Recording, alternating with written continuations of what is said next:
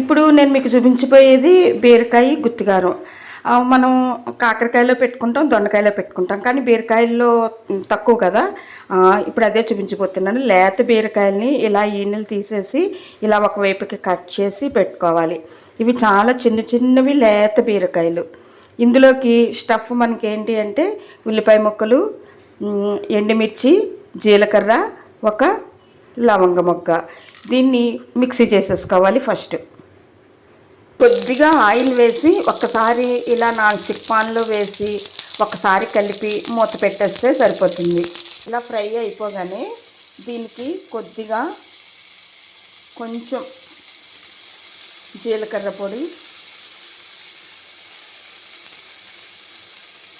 కొద్దిగా ధనియాల పౌడర్ ఇలా వేసి ఒక్కసారి దీన్ని కలిపి మనం వేసిన పౌడరు వీటికి అంటేలాగా కలుపుకుని గ్యాస్ ఆఫ్ చేసేయచ్చు.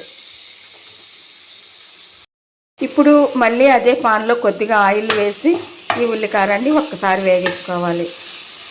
అదే పాన్లో వేస్తే మనం జీలకర్ర, ధనియా పౌడర్ వేసి ఉన్నాం కదా, అందుకని ఈ ఉల్లికారాన్ని అందులో వేస్తే కొంచెం దాని ఫ్లేవర్ కూడా చాలా బాగుంటుంది.